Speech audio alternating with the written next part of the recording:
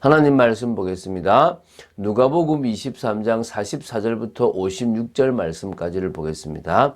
44절부터 46절까지를 합독하고 누가복음 23장 44절부터 56절을 보겠습니다. 그러면 24절부터 46절 합독하겠습니다.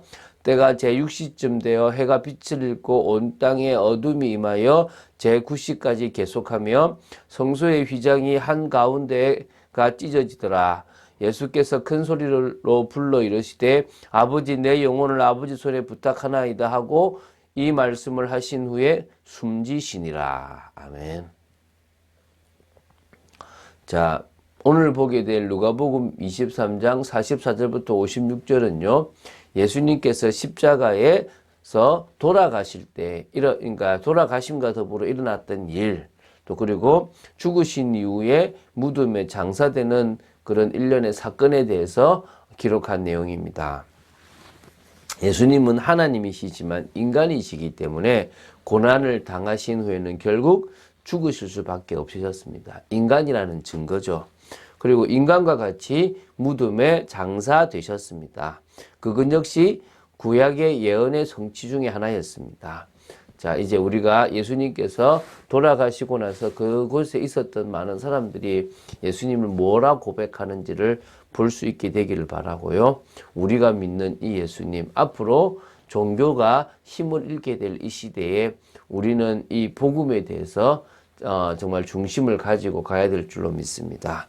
자, 그러면은 말씀을 보겠습니다.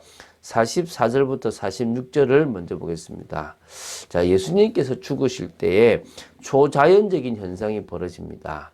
자, 먼저요, 때가 제6시 그리고 제9시까지 계속된다 그러는데, 항상 여기다가 6을 더하면 이스라엘의 어떤 시간, 그러니까 우리 지금 보통 쓰는 시간이 됩니다. 이스라엘 시각에서 6을 더하면 지금 저희들이 쓰는 시간이 되죠. 그러면 6시에서 6을 더하면 12시입니다. 그러면 낮 12시 정오입니다. 그리고 9시라는 것은 6을 더하면 오후 3시입니다. 그러면 해가 가장 강렬하게 비칠 그 시간에 해가 빛을 잃었다라고 얘기합니다. 온 땅에 어두움이 임하였다라고 얘기합니다. 그러니까 이 세상을 창조하신 제2위 하나님이신 그리스도 예수님께서 고난당하심에 대한 모든 피조물들의 슬픔을 표현한다고 보시면 되겠습니다. 자, 그리고 이때 성소와 그 지성소를 구분하고 있던 휘장이 한가운데 위에서부터 아래로 찢어졌다 그러는데 여기는 한가운데 딱 찢어져 버렸다고 얘기합니다. 대제사장이 1년에 한 차례 대속죄일에만 들어갈 수 있었던 거룩한 공간인 지성소 앞에 휘장이 찢어졌다는 것입니다. 이것은 예수님의 대속적 죽음으로 모든 성도가 하나님의 보좌 앞에 나아갈 수 있는 특권을 얻게 된 것을 상징적으로 보여주는 것입니다. 이때부터 이제 더 이상 성전의 역할은 하나님 보실 때는 필요가 없어진 겁니다. 지금도 이스라엘은 성전의 역할을 지금 필요하다고 하지만 사실은 예수 그리스도께서 죽으심으로 말미암아 완성하셨습니다. 너희들이 성전을 헐어봐라. 내가 사흘 만에 다시 짓겠다라고 말씀하셨지 않습니까? 그래서 이 믿는 자 속에 예수 그리스도의 그 성전이 완성되었기 때문에 우리는 예수 그리스도의 피를 의지하여 하나님께 나아갈 수 있습니다. 그리고 46절에 예수님이 큰 소리로 가상 7원 중에서 가장 마지막 말씀을 하고 계십니다. 아버지 내 영혼을 아버지 손에 부탁하나이다 라고 말씀하신 후에 인간으로서 숨지셨다라고 나오십니다. 자, 47절부터 49절을 보겠습니다. 자, 이때 이제 일어난 일입니다. 그 모습을 그 된 일을 본 사람들의 모습입니다. 그러니까 사실 초자연적인 일과 예수님께서 가상칠언을 하신 부분들 또 그리고 그 외에 여러 가지를 본 분들이 본 사람들이 한 얘기죠. 첫 번째가 누구냐면 백부장입니다. 백부장은 로마 군인으로서요. 예수님의 십자가 처형을 집행했던 사람입니다. 그가 예수님이 죽으시는 모든 과정을 보면서 하나님께 영광을 돌리게 되고 믿게 되었다라고 나옵니다. 이 사람은 정녕 의인이었도다라고 얘기합니다. 자, 이번에 제가 찾았는데요. 이 전성에 의하면 이 사람의 이름은 이 백부장의 이름은 페트로니우스라고 합니다. 그는 가장 가까운 곳에서 예수님의 십자가 처형 과정을 지켜보면서 예수님이 죄 없으시고 십자가에 돌아가셨다는 사실을 확실히 알게 되었고 신앙을 가졌는데요. 갑바도기아에까지 가서 순교하게 된 인물이 바로 이 백부장이라고 합니다. 네, 백부장뿐만 아니라 구경하러 모인 무리들도 예수님이 십자가를 본 후에 가슴을 치고 돌아갔다고 나옵니다. 다시 말하면 자신들이 어떻게 합니까? 십자가에 못 박으라고 요구를 했지 않습니까? 그 손이 이제는 가슴을 치는 것으로 바뀌었다는 것입니다. 갑작스런 신경의 변화가 일어났는데요.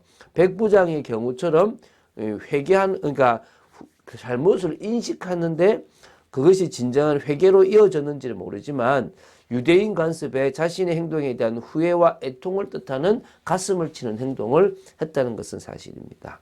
그리고 예수님을 아는 자들, 또 갈릴리로부터 따라온 여자들까지 가까이 갈 수는 없었지만 멀리 서서 이 모든 일을 지켜보았다는 것입니다. 물론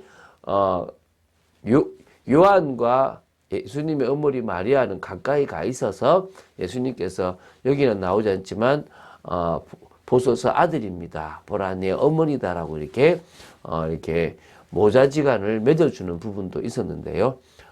대부분은 멀리서 두려워서 지켜봤다라고 봐야 되지 않겠습니까?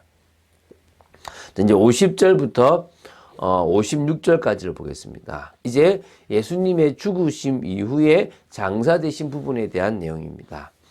사내들인 공회원 중에서도요, 선하고 의로운 요셉과 같은 인물이 있었습니다. 물론 니고데모라는 인물도 있었죠. 근데 이제 오늘은 지금 여기서는 요셉만 나오고 요한복음에 요셉과 니고데모가 같이 나오는데요. 이 마태복음에는 부자로 나옵니다.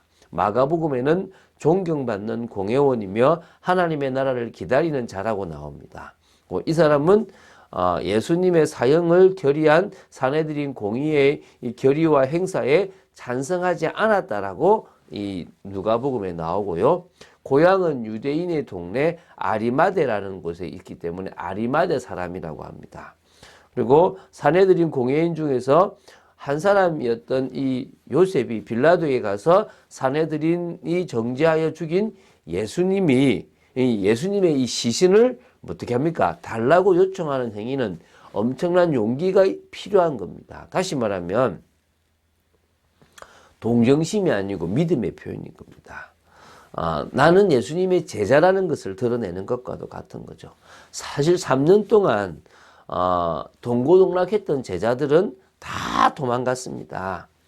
뿔뿔이 흩어졌습니다. 그런데 3년 동안 은밀히 따라다녔고 은밀히 사모했던 이 요셉은 오히려 이 상황에 드러내고 오히려 제자들이 하지 못했던 그 행동을 자신이 해서 그 시신을 달라고 했고요. 빌라도는 그냥 선뜻 그 시신을 내어주었던 것입니다.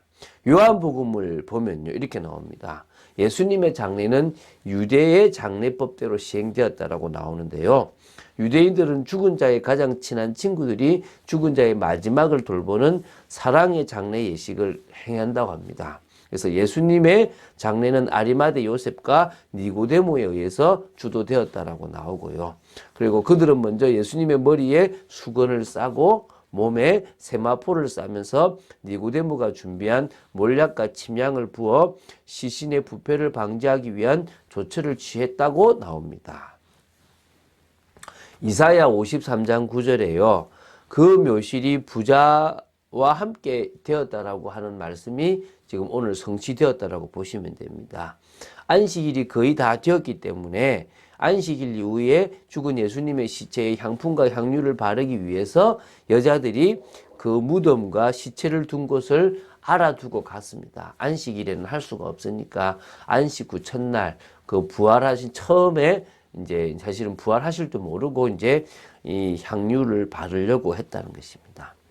자, 예수님의 부활을 아무도 믿지 않았습니다. 예수님은 계속 죽으실 거다, 부활할 거다라고 이야기하셨는데 죽으실 거다라는 것은 뒤늦게 죽으셨구나라고 생각했지만 부활할 거라고는 아무도 생각하지 않았다는 것입니다. 하나님이신 예수님을 사망이 가둬둘 수 없었다는 것입니다. 우리는 믿어야 됩니다. 예수님은 그리스도이시다. 예수님은 바로 하나님의 아들이시다. 오늘 그 사실을 믿어야 될 줄로 믿습니다. 자, 그 사실을 믿는다면 우리는 우리 인생에 하나님이 우리에게 마음 담기를 원하는 것, 우리 중심을 다해서 준비하고 나아가기를 원하는 부분을 해야 되지 않겠습니까? 다윗은 왜 왕이 되었는지를 알았다는 것입니다. 언약궤 신앙의 언약궤에 대한 부분을 알았던 그는 성전을 지어서 이스라엘이 하나님 나라 백성의 나라가 되도록 만들어야 될 것이고, 또 더 나아가서 이 창세기 3장 15절부터 쭉 주셨던 이 아브라함 가문에 주셨던 이스라엘이라는 그 나라에 주셨던 메시아의 언약의 성취가 바로 우리가 믿음으로 표현하는 이 성전 건축에 있다라는 사실을 알고 그것을 지으려고 했던 것입니다. 사실은 하나님과 통하는 축복된 일생을 다윗이 살았다라고 보시면 됩니다. 그래서 우리가 어떻게 하면 되냐 그러면요, 하나님 앞에 이런 인생을 살면 됩니다. 뭐요? 하나님이 이 시대에 우리에게 허락하신 축복, 우리 마음에 소원으로 두신 그 비밀을 우리가 사명으로 생각하고 감당하면 되는 것입니다. 다윗이 범죄도 하고 다윗이 참 안타까운 모습도 있었지만 사실은 하나님이 그 모든 것들에 대해서 평가하기보다는 내 마음에 합한 자라는 평가를 내리지 않습니까? 우리도 부족하고 연약하지만 하나님만 의지하고 하나님이 원하시는 길을 향해 나아가는, 그래서 복음과 언약 안에서 올바른 중심을 가지고 오히려 우리에게 있는 이 사단의 통로를 정말 복음 안에서 회복하고 변화시키는 축복, 전도자의 인생으로 언약을 성취하는 그런 귀한 사역들이 되어야 될 줄로 믿습니다. 그래서 한마디로 이렇습니다. 어떤 상황에서도 우리는 뭐 하자고요? 세계 선교하자. 하나님이 기뻐하시는 세계 선교를 해나가자. 언약 성취인 그 일에 우리의 중심을 담고 나아가자. 그것이 이번 주간에 우리가 붙잡고 준비하고 기대될 이유인 줄로 확신합니다. 그래서 10월 5일부터 우리가 집중 기도를 시작하려고 합니다. 어떤 시기 좋을지는 기도하고 있는데요. 하나님이 원하시는 복된 시간을 가지려고 합니다. 그런 귀한 시간 되시기를 주 예수 그리스도 이름으로 축원드립니다. 주는 그리스도시요 살아계신 하나님의 아들이심을 고백합니다. 믿음으로 서 있기 원합니다. 말씀 따라 서 있기 원합니다. 하나님의 나라 이루는 귀한 삶으로 저희들이 서 있기를 간절히 소원합니다. 정말 저희들에게 은혜를 주시고 믿음으로 서 있게 하여 주시옵소서. 주 예수 그리스도 이름으로 기도드립니다. 아멘.